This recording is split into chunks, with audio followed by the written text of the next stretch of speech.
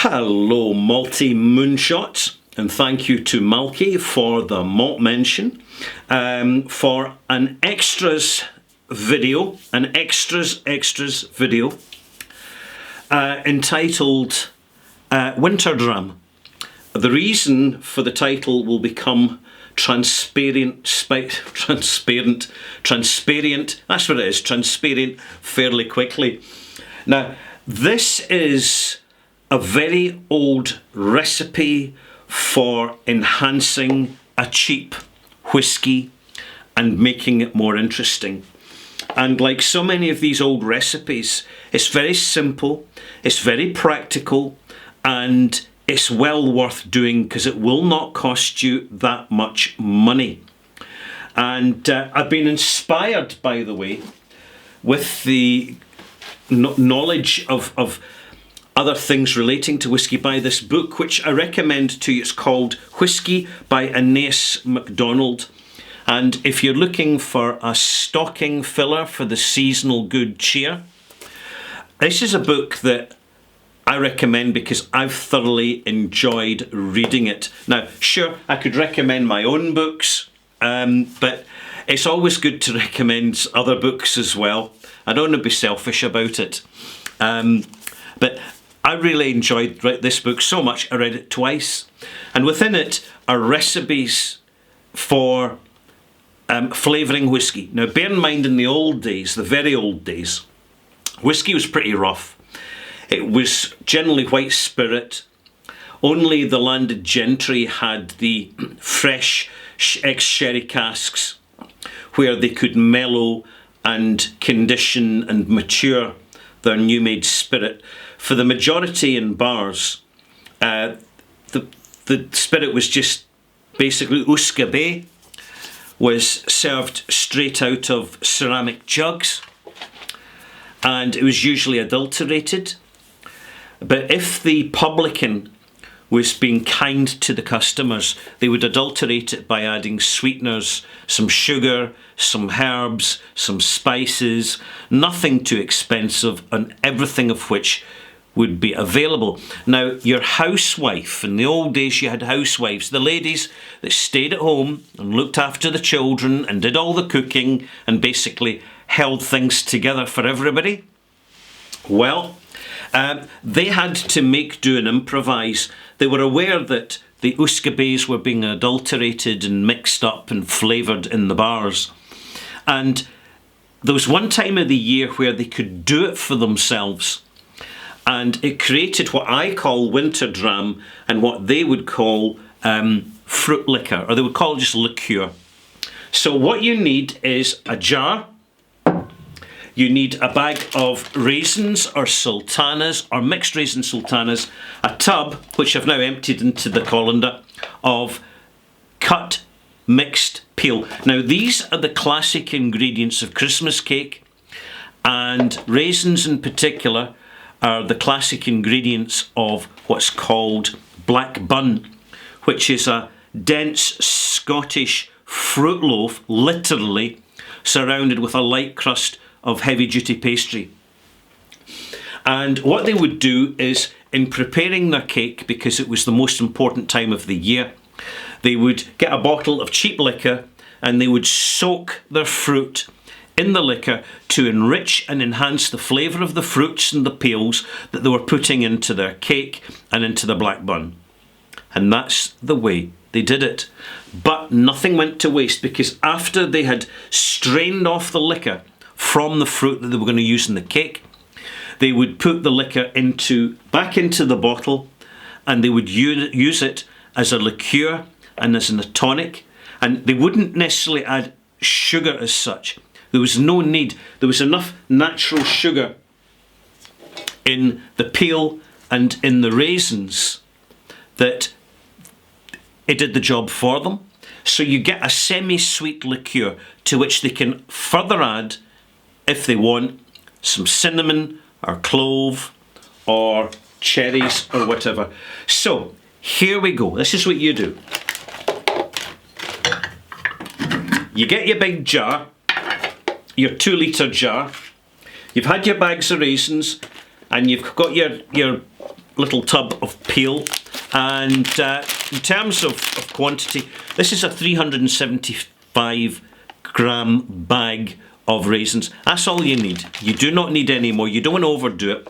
And this is, what is it? Give me a second. Steampunky. Where's the 200 grams? This is 200 grams of mixed candied peel. I've put them into a colander and then washed them and rinsed them thoroughly under a cold tap in the kitchen, thoroughly mixing all the ingredients together. After which,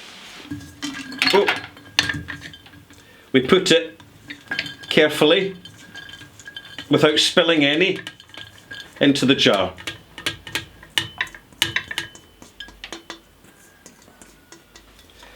There we are. I made that look easy.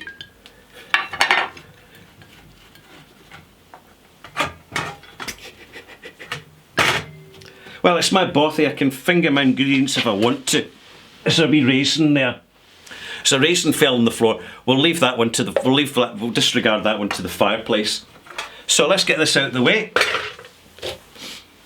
So there you have a jar which is probably about, what, a third full of mixture of raisins and peel. You don't have to chop them up. You don't have to mush them down.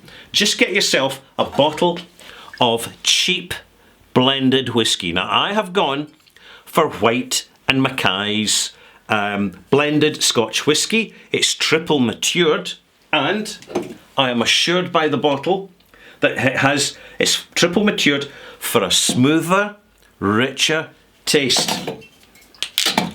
Let's open it up. This is one of these bottles in the UK that has an RRP, a retailer's recommended price. And this one was £15.99, so just short of £16 a bottle. That, by the way, for Scotch whisky in 2021, malt mates, I'm just telling you, that's cheap. Look at the colour. Oh, ooh. In it goes.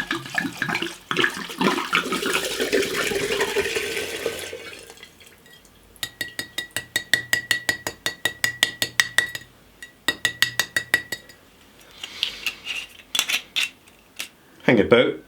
I've poured it all in. I'm supposed to. Oh yeah, I poured myself some, thank goodness. So, just a quick opinion.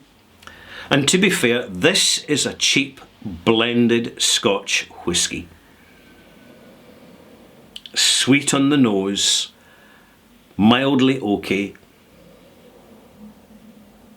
fruity in a Dalmore sort of way. 40%, generic, perfectly flavoursome, perfectly acceptable blended whisky. I know I can be such a snob, but hey, for the price, it's a blended whisky, it's chill filtered and it's got caramel added. I don't care. It's what it's not trying to be a posh malt. This is a very different product, and I'm not going to be judgmental about it. People who buy that are going to be perfectly happy with what they get. Shaky, shaky, shaky, shaky. A shaky all about in the bothy. Oh, hang about, it's leaking a bit. Right, at this point, the liquor will go slightly cloudy. Now, the reason we've washed the fruit and the peel is to get the little bits off the coating that stops them caking together in a clump. And it will go slightly cloudy. You might want to add a second bottle, which, to be honest, I'll probably be doing. And then you're going to leave this on a shelf somewhere in your garage or wherever for about 4 weeks. 4 weeks. Then you're going to get a fine strainer, a coffee filter, which I recommend you wet under the tap, and a funnel, and you're going to put all the contents, the liquid contents, back into the bottle and let them settle. You might find it helpful to use a little bit of wine finings that you can get from a homebrew store. But if you just give it enough time, it will settle in its own accord. All the little particles of fruit and peel. This, because it's dried fruit and peel, will be semi-sweet. And you could use fresh fruit, but remember the water content of fresh fruit will dilute the whiskey down further to about 30% at least. So I like it mine a little bit stronger, so I'm using dried fruit. All you need to do is just give it a bit of time. Here is the result of what I've done a number of years ago. Now, I just kept, it was an old Bell's decanter, just kept it aside. No point throwing it out. Perfectly good cork, great cork actually. And to be honest, see, ceramic decanters, they're just great for aging things more quickly. That is my experience. So there is Winter Dram. And this is what you get. As you can see, it's pretty clear.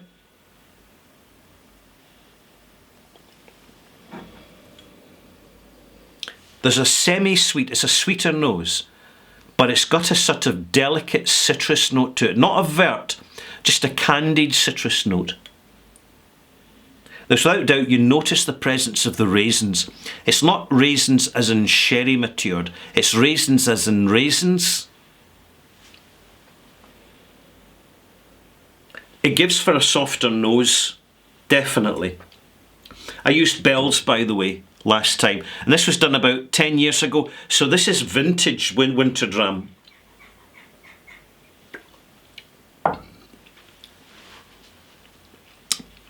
Beautiful, soft, candied, confectionery, sweet and sour. Sweet and sour. Not a lot of bitterness. In the development, the whiskey reasserts itself slightly, but it's a lighter whiskey, so it doesn't really achieve it. You're getting a delicate, complex, distinctively whiskied, semi-sweet liqueur. It's simple, it's delicious, and if you just warm it slightly, in cold days at the fireside, you malt mates will not be disappointed. So I'm leaving you with a recipe now. I've demonstrated it all to you. Let me know how you get on in the comments below. And I would conclude by saying the more time you give this project, the more you will be rewarded. Already, I'm going to go out and get a second bottle of White Mackay to fill this up to there, the top, and I'll probably bring this out next year, in a year's time, and let you know how it's getting on. Hey, it's a plan.